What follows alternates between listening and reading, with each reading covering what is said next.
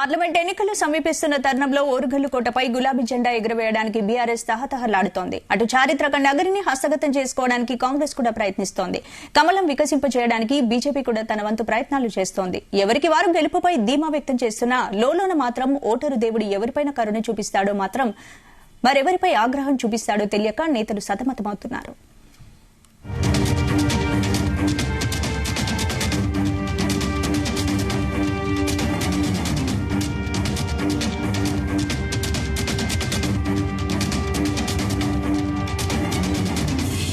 తెలంగాణ ఉద్యమానికి ఊపిరిలూదిన జిల్లాగా పోరుగడ్డగా నిలిచిన ఓరుగల్లులో ఎన్నికలు ఎప్పుడు జరిగినా ఆద్యాంతం రసవత్తరంగా జరుగుతాయి. వరంగల్ పార్లమెంటు నియోజకవర్గం 1952లో పురుడు పోసుకోగా 1977లో వరంగల్ జిల్లాలోనే హన్మకొండ పేరుతో మరో పార్లమెంటు స్థానం ఏర్పాటు చేశారు.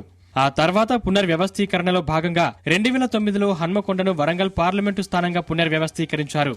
దీంతో పాటు జిల్లాలో కొత్తగా మహబూబాబాద్ కేంద్రంగా మరో లోక్సభ స్థానం ఏర్పాటు చేశారు.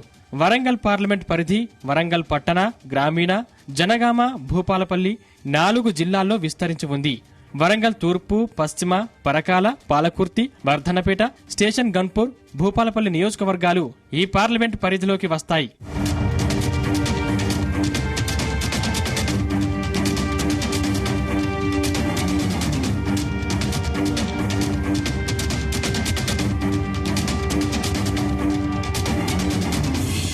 పార్లమెంట్ నియోజకవర్గం ఏర్పడిన నాటి నుంచి ఇప్పటి వరకు 18 సార్లు ఎన్నికలను ఎదుర్కోగా కాంగ్రెస్ అభ్యర్థులు అత్యధికంగా 8 సార్లు గెలుపు బావుటా ఎగురవేశారు. 1984లో కాంగ్రెస్ జోరుకు తెలుగుదేశం పార్టీ బ్రేకులు వేసింది. మొత్తం 5 సార్లు తెలుగుదేశం అభ్యర్థులు గెలిచి వరంగల్ కోటపై పసుపు జెండా ఎగురవేశారు. టీఆర్ఎస్ 3 సార్లు ఇక్కడ జయకేతనం ఎగురేసి గులాబీ జెండను రెపరెపలాడించింది. తెలంగాణ సాధనే లక్ష్యంగా ఉద్యమ పార్టీగా రాజకీయాల్లో రంగప్రవేశం చేసిన అనంతరం 2004లో జరిగిన ఎన్నికల్లో టీఆర్ఎస్ అభ్యర్థి రవీంద్రనాయక్ ఎంపీగా గెలుపొందారు. రవీంద్రనాయక్ 2008లో ఎంపీ పదవికి రాజీనామా చేయగా తర్వాత జరిగిన ఉప ఎన్నికల్లో ఎర్రబెల్లి దయాకర్ రావు టీడీపీ తరపున ఎంపీగా గెలుపొందారు.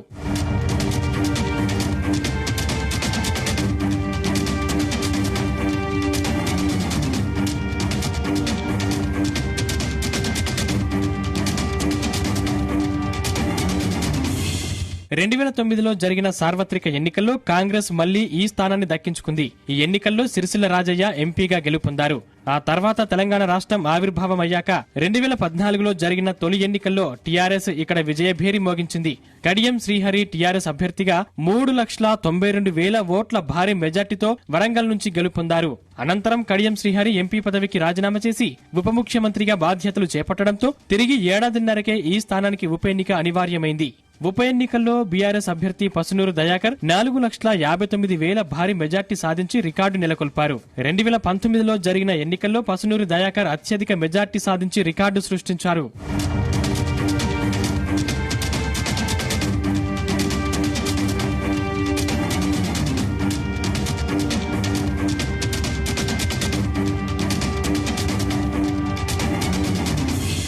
సిట్టింగ్ అభ్యర్థిగా ఉన్న పసునూరు దయాకర్ ను మార్పు చేస్తారనే ప్రచారం జరుగుతుంది.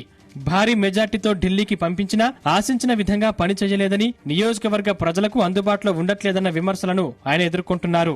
ఇక సిట్టింగ్ అభ్యర్థిని మార్చే పక్షంలో బీఆర్ఎస్ నుంచి పోటీకి దిగేవారెవరంటే మాజీ ఉప ముఖ్యమంత్రి తాటికొండ రాజయ్య, వర్ధన్నపేట మాజీ ఎమ్మెల్యే ఆరూరి రమేష్, ఉద్యమకారులు జోరిక రమేష్, గుడిమల్ల రవి ఉన్నారు. స్టేషన్ గన్పూర్ నుంచి అసెంబ్లీకి పోటీ నుంచి తాటికొండ రాజయ్యను తప్పించి ఎమ్మెల్యే అభ్యర్థిగా కడియం శ్రీహరికి టికెట్ ఇవ్వడంతో తాటికొండ రాజయ్యను పార్లమెంట్ బరిలో నిలిపే అవకాశాలు ఎక్కువగా ఉన్నాయి. గతంలో మాజీ ఉప ముఖ్యమంత్రిగా గెలిచిన అనుభవం, సుదీర్ఘ అనుభవం, కింది స్థాయి నుంచి జిల్లా స్థాయి నాయకులతో సన్నిహిత సంబంధాలు కలిగిన తాటికొండ రాజయ్య ఏదైనా కేసీఆర్ నిర్ణయం మీదే అంతా ఆధారపడి ఉంది.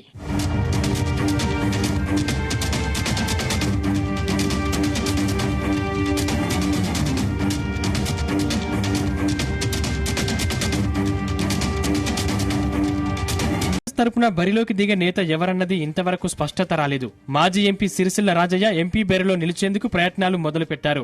2009లో కాంగ్రెస్ నుంచి ఎంపీగా పోటీ చేసి గెలిచిన రాజయ్య 2014 ఎన్నికల్లో ఓటమి పాలయ్యారు. ఆ తర్వాత 2015లో జరిగిన ఉప ఎన్నికల సందర్భంగా మూడోసారి అధిష్టానం రాజయ్యకు టికెట్ కేటాయించింది. అదే సమయంలో రాజయ్య కుటుంబ సమస్యల్లో చిక్కుకోవడంతో ఆయనను తప్పించి హడావిడిగా మాజీ మంత్రి సర్వే సత్యనారాయణను పోటీకి దింపినా ఫలితం మాత్రం దక్కలేదు. ఇటీవలే రాజయ్య మరోసారి ఎంపీగా బరిలో నిలిచి గెలిచేందుకు ఆసక్తి చూపుతున్నారు. ఇక 2019లో పోటీ చేసిన దొమ్మటి సాంబయ్యతో పాటు నమిడ్ల శ్రీనివాస్, ఇందిర, మరికొంతమంది తటస్థులు కాంగ్రెస్ టికెట్ ను ఆశిస్తున్నారు. ఆఖరి నిమిషంలో కూడా అభ్యర్థుల మార్పు కాంగ్రెస్ కు కొత్త కాకపోవడంతో బరిలో ఎవరుంటారన్నది సస్పెన్స్ గానే నిలుస్తోంది.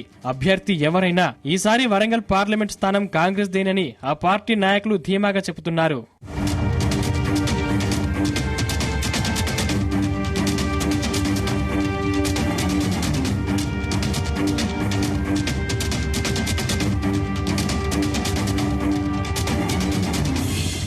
ఇక బీజేపీ నుంచి గతంలో పోటీ చేసి ఓడిపోయిన చింతా సాంబమూర్తి, ఐపీఎస్ అధికారి కృష్ణప్రసాద్ పేర్లు ప్రముఖంగా వినిపిస్తున్నాయి.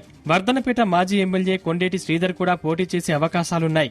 బీఆర్ఎస్ కు చెందిన ఒకరిద్దరు బలమైన నేతలు బీజేపీ వైపు రావచ్చని ఆ పార్టీ నాయకులు చెబుతున్నారు. ఆఖరి నిమిషంలో బీఆర్ఎస్ నుంచి కమల దళానికి వచ్చే నాయకుడికి పార్లమెంట్ టికెట్ ఇచ్చి వరంగల్ ను కైవసం చేసుకోవాలని బీజేపీ వ్యూహరచన చేస్తోంది.